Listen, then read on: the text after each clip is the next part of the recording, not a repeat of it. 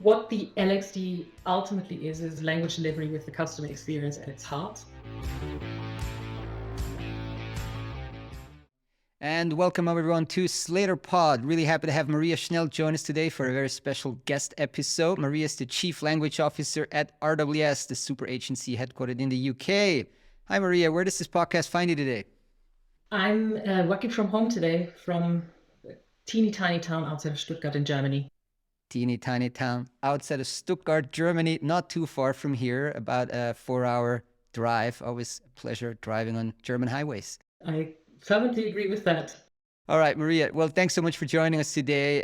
You have one of the most influential roles in the language industry in terms of the language side of it, right? As a chief language officer of like a top 3 super agency. So tell us a bit more about your professional background and your journey in the language industry so far.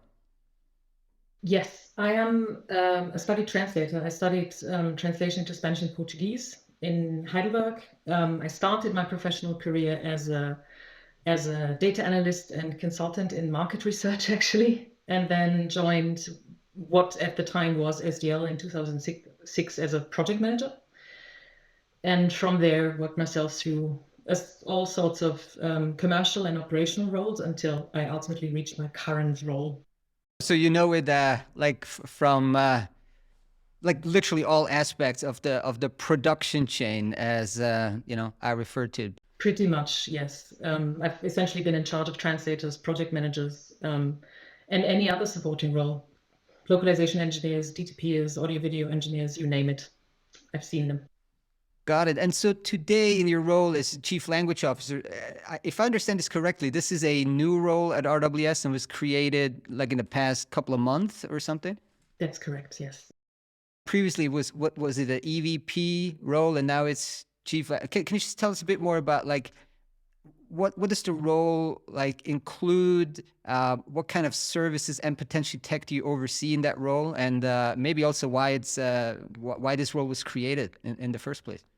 In a nutshell, very concretely, I'm in charge of what we call language experience delivery, so our operating platform at the end of the day. So simplified, everybody that contributes to localization and the processes and systems that they interact with, which ultimately includes quite an impressive breadth of capabilities that we have as a group. So our 1,600 in-house translators, for example, it includes our 30,000 plus external vendors that we interact with.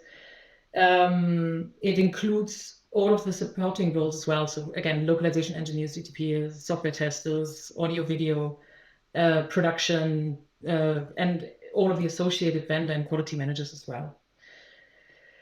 I think what is new about the role, if we walk away from the pragmatic concrete that I've just described, what is new about the role is that ultimately we've noticed in the last couple of years specifically that the market is drastically changing. This has been going on for a while, but it has just become much clearer, specifically after or in the context of COVID. Data explosion is a big topic. So there is loads and loads of content to localize. And given that there is so much content, our clients are clearly struggling for their consumers' attention. So our customers are struggling to be relevant, which has led to our customers going more and more granular. What I mean by more and more granular, we have what I tend to call a target language explosion. So I don't know, when I started working as a project manager at localization in 2006, I had a lot of customers that would just buy Spanish, European Spanish, and think, that should be fine for everybody that kind of speaks Spanish. That's not good enough for most of our clients anymore. Like even if they sell into Spain, we now have a lot more requests for translations into, apart from Castellano, also Gallego, Catalan, Basque, for example. That ultimately means that we felt that to meet that demand, you cannot really use conventional localization capabilities anymore. You need to have the ability to develop and incubate new capabilities as you go, because the market is so evolving quickly, and the whole language market has evolved very quickly, specifically in the context of COVID. So to get there, we need to actually actively influence the market, and we need to have the ability to to incubate those needs. And for that, our capabilities that we have, because we already have a comparatively large in-house team, we have historically already invested into our campus program. We just need to make that more visible, because that then ultimately allows us to get better reach in some areas where we want to grow more depth. And that's why this new role has now essentially been given this more strategic title and more visibility. You mentioned that you have 1,600 in-house linguists.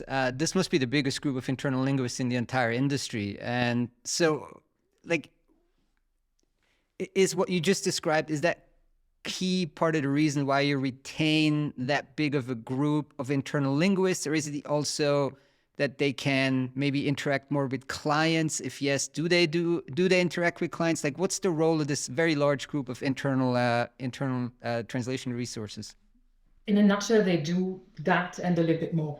So ultimately, I think one of the, again, if we think about this whole relevance thing that I've mentioned earlier, relevance is something that is becoming more important. So the traditional localization quality paradigm is shifting. We can definitely see that, defined as the topic of how many errors per 1,000 words is becoming less relevant for our clients. What matters a lot more to them is what is the customer experience in the target language, thus language experience delivery.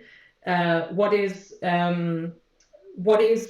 generates engagement in the target language? What is relevant to the target group? And to be able to do that, you actually need to generate dialogue. So you need to talk to the client and to the individuals in the target market that actually understand their target group, to make sure that whatever you translate hits that spot, hits the tone that the client ultimately requires for their end customers or their end users to engage and to feel that this customer experience is relevant to them. And that's what is really helpful about those in-house translators. We do have, on a fairly daily basis, engagements with clients where a client ultimately gives us what we would call a traditional marketing translation, just tells us translate that into the following, 85 target languages, where the in-house team then ultimately pushes back to the client and says the use case that you are formulating in the source text may be relevant for the source market, but isn't really that relevant for the target market that you're going after. And then we have this dialogue between the client and our linguists on who do you actually want to reach and where and how do you want to reach them? Which for me is part of what I've mentioned before, the granularity in target language topic. One of the themes that we see a lot is that our clients are not only going very local now, using the example that I used before with rather than Castellano, Catalan, Basque, etc., but they're also going subcultural in many ways. Like we have a lot of client requests where clients expect us to reach expat communities. To be relevant to an expat community, you actually need to know when most of them have emigrated, because their language will to some degree be frozen in that point in time. Using a stupid example, we had a translation request for Pennsylvania Dutch.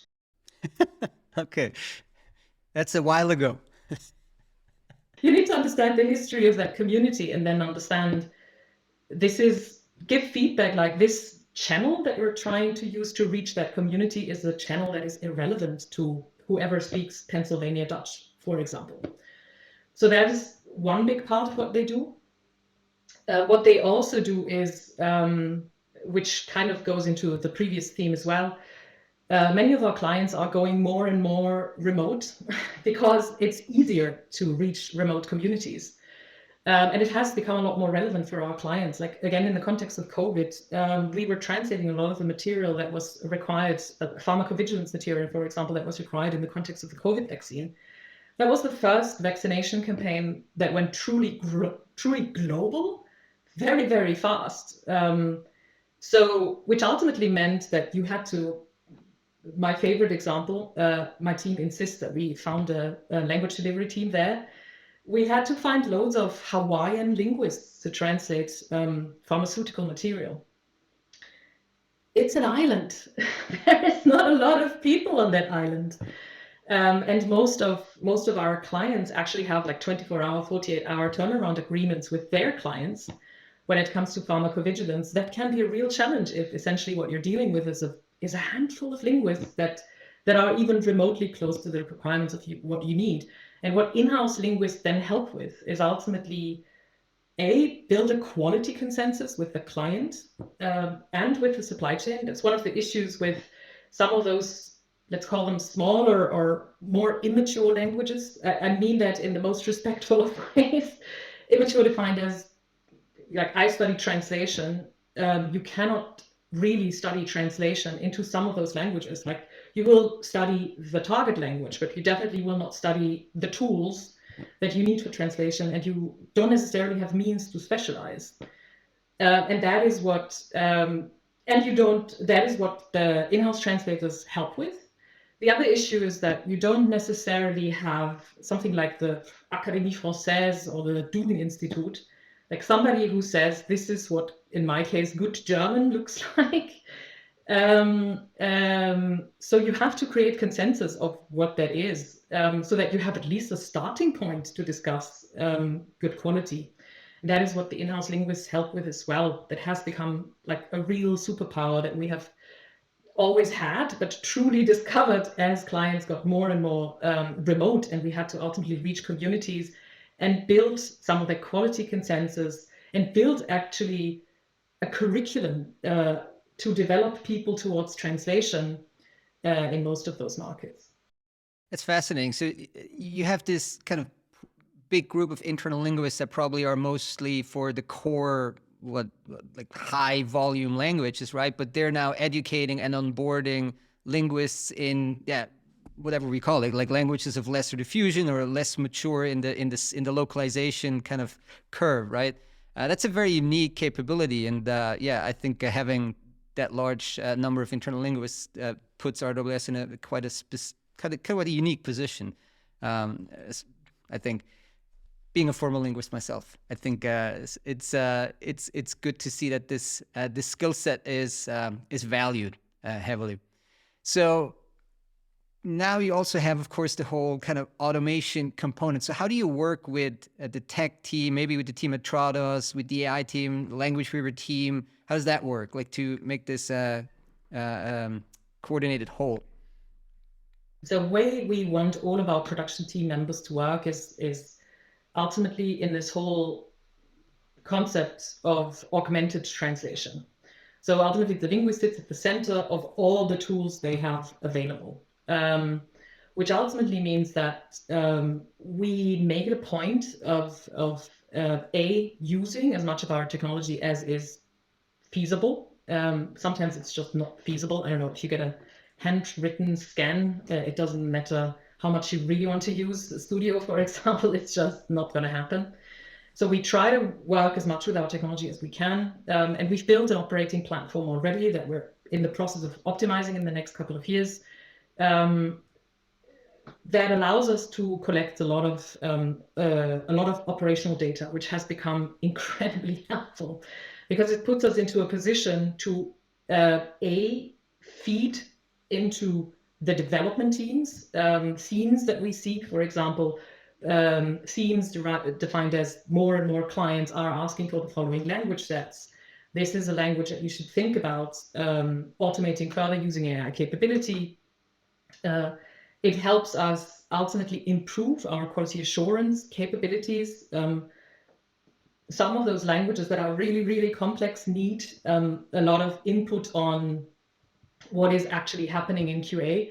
So there is a central data feed that goes to development that helps development continuously improve their products. So we are essentially, our development teams, both in AI and in translation productivity, most opinionated user and essentially a really valuable input for continuous optimization of the platform. What we use this for as well is to continuously optimize our operational processes at the end of the day. My team is incredibly data driven. Data analysis is what we do on a daily basis to just understand what is going on and how do we have to react, because this industry, as we all know, is incredibly fast paced. So it helps us react a lot faster to emerging trends. And it also helps us actually better understand what are the key things that we need to do to produce predictable quality output, which feels a little bit like the holy grail of localization. But if you have lots of data that you can analyze and that you can act upon, which is even better than analyzing only, that is actually something that becomes possible. Can we just dwell a bit on maybe the language combination? You mentioned the challenge of sourcing Hawaiian before, or if that's even a language. Is Hawaiian a language, or is that a particular, you said Hawaiian linguists? Okay. I think my business partner is going to kill me because Andrew is smart. He grew up in Hawaii. So I'm sorry, Andrew. I think you can dispute whether it is a language. There's people that have opinions in both camps. Is a language and is not a language. There definitely is a Hawaiian Language Institute. I can tell you that already, that we are working with to identify linguists. I mean, define what is a linguist. I think your and my conventional definition of a linguist doesn't always apply, frankly, in most of the markets that exist on the planet. So there is a lot of interaction, teaching, etc., that has to happen, and a lot of technology use that has to happen, which is what my teams are supporting us with. Not to dwell on the Hawaiian point, but like what other groups of languages are you seeing are more in demand and are basically you're getting up that like translation localization maturity curve, if there's any particular region or group of languages that you're seeing? As a more general trend, I definitely see a lot more granularity in the whole target language set, defined as, I don't know, like when I started in my role, we had about 100 target languages. We're 268 now. And we had a huge jump in the last 2 years where we went really, really granular, and the amount of source languages is growing aggressively as well. So that is the first one. Again, the Spanish versus Castellano, Galician, etc. topic is a big topic that exists everywhere. I think the other topic that is a clear trend that has been going on for a while, arguably, is Indic, Southeast Asian, and African languages. And for Indic, Southeast Asian, and African languages, what you can clearly see is with ultimately the mobile connectivity revolution that each of those geographies and societies have seen, that just opens up new markets. And ultimately, they are in different stages of becoming more mature. More mature, again, in the localization paradigm. Got it. Pacific languages are not to be underestimated. That one has really blown me away in the last 2 years. So Hawaiian, Tongan, etc., has been a real headache for me personally in the last 2 years, to be frank. I can imagine. I remember from my time in Asia, we had to source a few kind of Southeast Asian languages. It was super tough as well, but nothing remotely at like what you're dealing with in terms of the scale. Why don't we talk a bit about post-editing machine translation? I mean, there's this kind of unstoppable transition to PE, MT workflows, and how do you see this changing kind of the day-to-day work of linguists and also maybe the demands placed on those linguists? My team has embraced machine translation a couple of years ago, fairly aggressively. And there's one thing which essentially means that from my perspective or their perspective, machine translation is here and is here to stay and has been here for a while. One of the things that you take away from engaging that much in machine translation is it has its limitations, but it is actually an incredibly powerful enabler. What I mean with limitations, one phrase that my team uses a lot, which I always love, is nobody loves a robot. So if clients want to be loved, so want true engagement with their end customers, you actually need a human to take the pre-translated content and make it relevant. To the end customer of our clients. And that even is true for heavily regulated content, to be perfectly honest. It's a lot more, the whole customer experience in the target language is a lot more relevant, and the whole engagement topic is a lot more relevant. So that's one of the topics. That's my core takeaway. The other core takeaway is it is an incredibly powerful enabler, defined as when I started working as a project manager in this industry, I had average turnaround time in projects of about 35 working days. Those times are truly over. It's like 6 to 12 hours is what we're talking about now. It wouldn't even be physically possible to do that without using technology as an enabler, and that's how we use the technology. This whole augmented translator topic comes back again. The translator uses technology to ultimately become more productive and spend most of the time where a human should be spending time. So again, creating relevance or creating compliance, ultimately understanding what are the regulatory requirements in the target market and making sure that we actually hit them. Now you mentioned regulated. Like, is this an generally regulated, maybe life sciences? Is this a part where you find it harder to deploy some of these kind of post-edit or automated workflows, or doesn't really matter whether it's kind of marketing or kind of, you know, high volume text types or in the regulated space? Honestly, since the advent of neural machine translation, text type and content type is less of an issue, much less of an issue. There are very few limitations. Things like software localization, to this day, it isn't a particularly brilliant idea to use even neural machine translation engines on that, because segments are short and there's so much more that you have to think about. Same for localizing subtitles. But for the rest, what you may see is differences in productivity, but it's like minor differences in productivity. So a lot more is possible with neural NT than was historically, traditionally possible before. I mean, with language, we have a pretty strong proprietary engine there, right? Tell me a bit more about the language experience delivery. I think you call it LXD. We briefly mentioned it before. Like, is it this an initiative? Is it a kind of more of an internal initiative, or are you communicating this with the clients, with the outside world? Just tell us a bit more about what it does then. What the LXD ultimately is again language delivery. The mission statement is language delivery with the customer experience at its heart. And it is ultimately the platform and the people that interact with that platform. So all of the people that report into me, translators, localization engineers, DTPs, etc., plus essentially the processes that they use and the systems and tools that they use, which ultimately is a machine-first, data-driven operating platform, which we talk about to customers as well.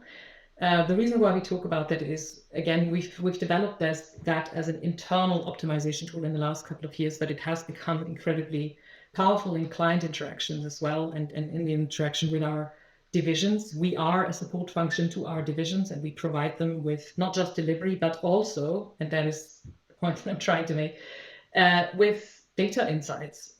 So I stare at my production data on a daily basis, multiple times. So does the whole team. We recognize earlier things like, ooh, suddenly there's a certain language trend that is starting to crystallize.